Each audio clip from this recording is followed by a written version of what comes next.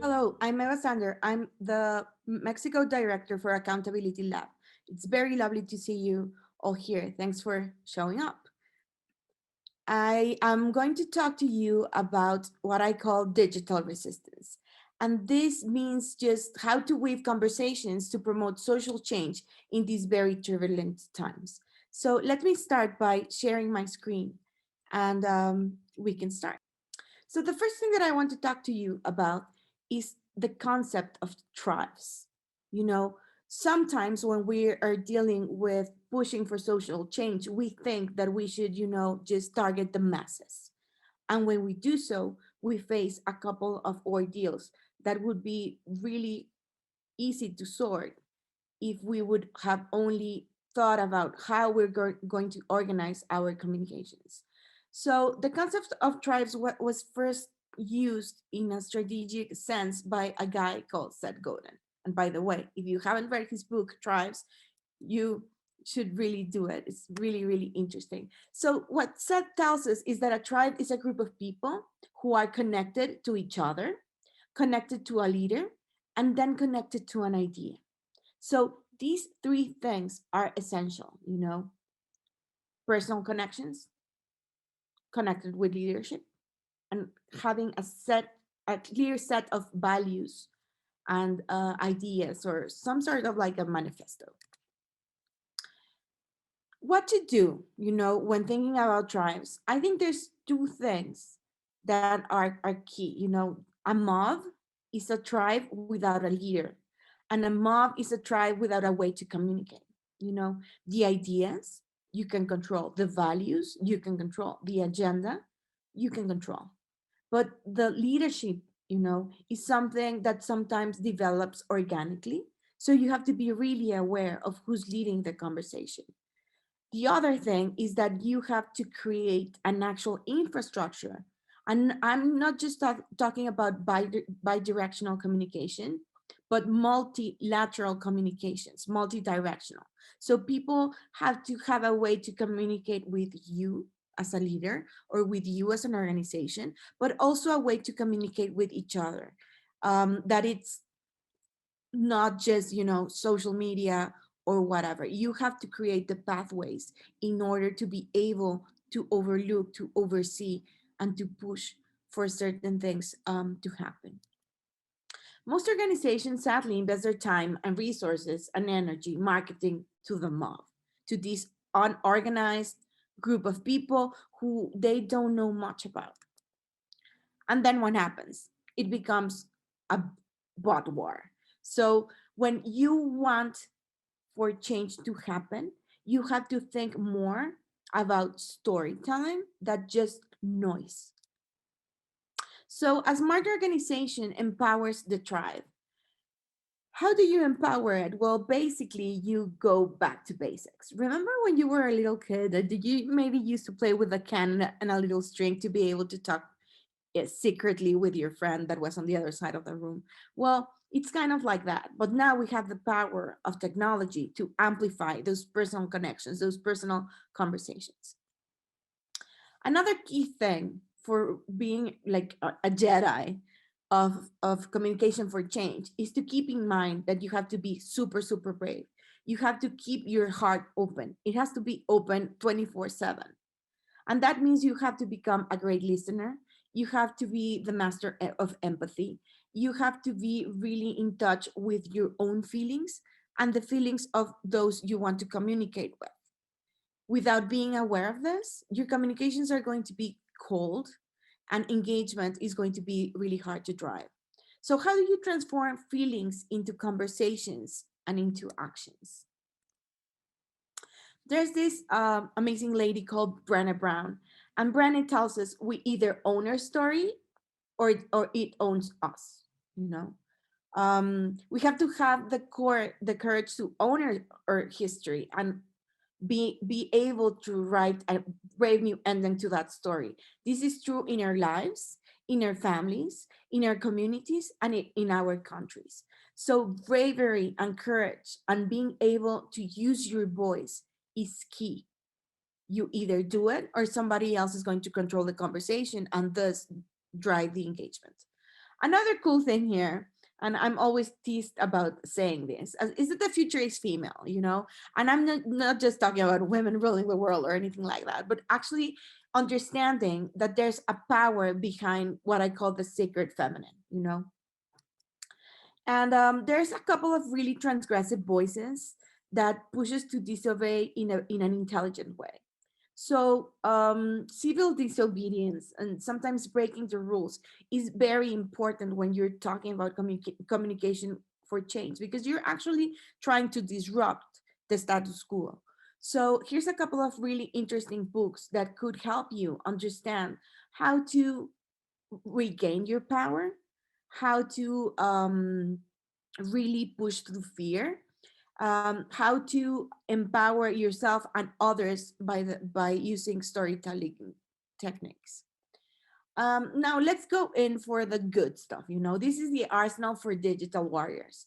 How do you feed the flame, or how do you stop it? Sometimes when you're talking about communication for change, you want to either amplify a topic or you want to control it when the narrative is not ideal.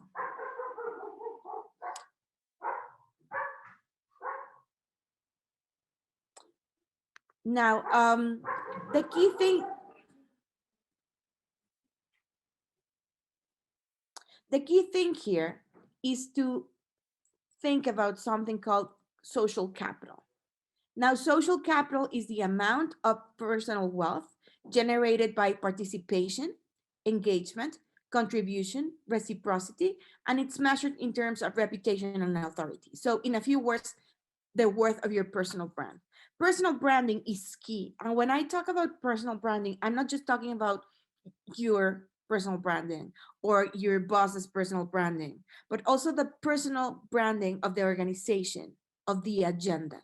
So when you start thinking about not only people as persons or personas, and you start thinking about an idea in this level, or the agenda in this level, or an organization, you know, as a persona as well, what is the tone of its voice, what is its personality. So beyond that corporate branding, thinking about what kind of feelings does your agenda, just your organization or your leadership is generating, is key. And another thing when you're dealing with communication for change is understanding the basic needs of your audience.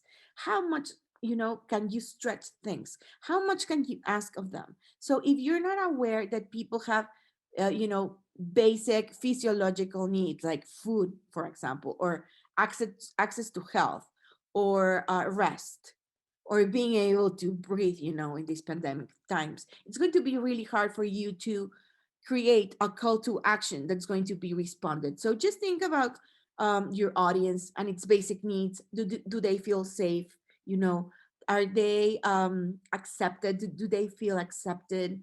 Do they have like close personal connections? What about their self-esteem? Are they recognized? Do they feel trust? And then the last thing is self-realization. And that's pushing people or enabling people to develop their full potential. So, you know, when you are assessing your stakeholder map, think about which level of the pyramid they're at, and then see how you can create, in very empathetic terms, a real call to action that can be served by them. Another key theme here is, you know, depolarizing conversation. Sometimes, you know, when you are trained in strategic communications, especially when there's a political factor involved, they tend to tell you that you should polarize, you know, divide and conquer.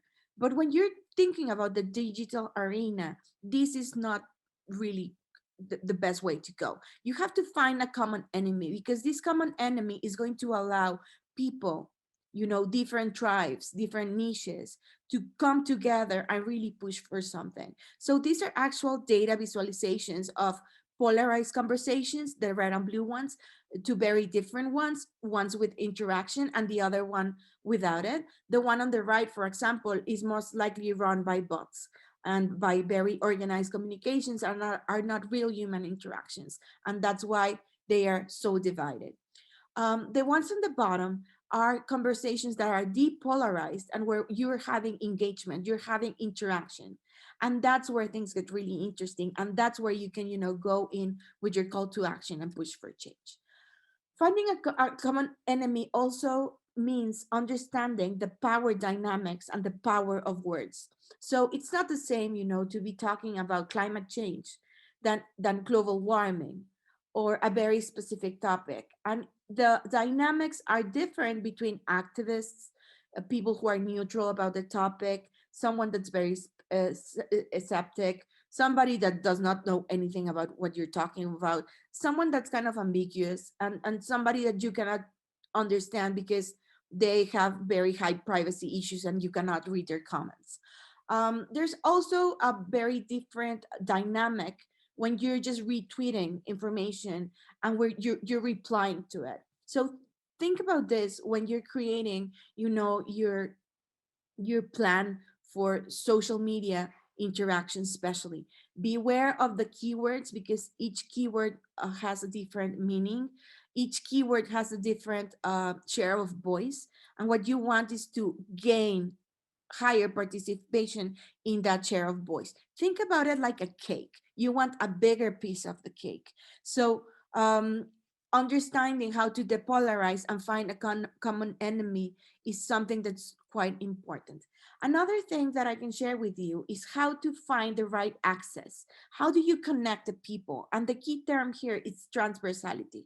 So let's think about tribes again, or communities. So there's something called horizontal communities and then vertical communities. And horizontal communities rely on interpersonal connections.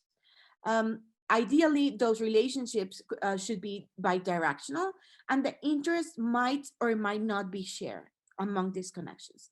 And think about connections, people, person to person, organization to organization, people to organization, people to agenda. You have to map all of these things out.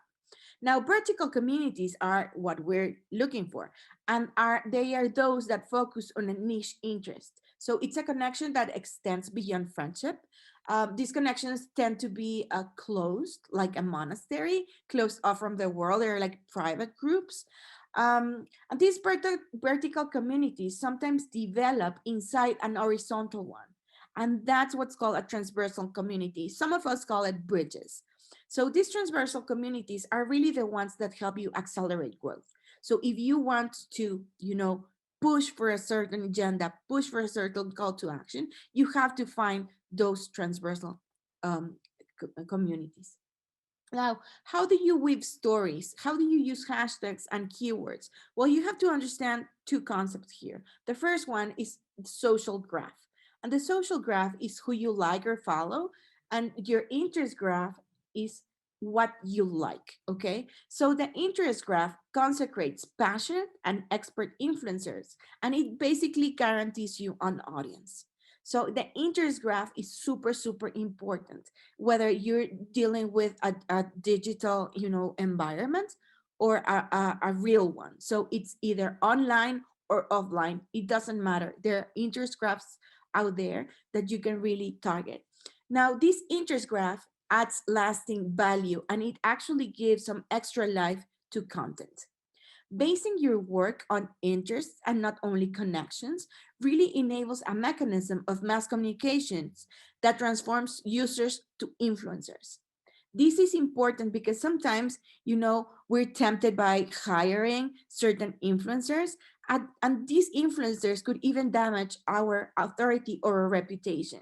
So, what we're trying to build by weaving stories and using hashtags and keywords and tribes and communities and these sort of things is really finding who's a micro influencer who can really help you to um, push for change in a tight knit community. Now, this is amazing. This is what's called the steps method. And this is how do you create contagious content? How do you make your content to go viral? And it's called steps because it deals with social currency or social capital, triggers, emotion, uh, public visibility, practical value, and stories. And social currency means that people care about how they look to others. They want to seem smart, cool. They want to feel like an insider. So it's really important that you create your content in a way that the early adopters can grab it and make it their own. Triggers is basically top of mind means tip of tongue. You want, you know, for people to within a certain context um, to be triggered to think about your product, your idea, your organization, your proposal. Emotion, when we care, we share. Basically, emotional content is the one that really goes viral. So do focus on feelings and not only on function.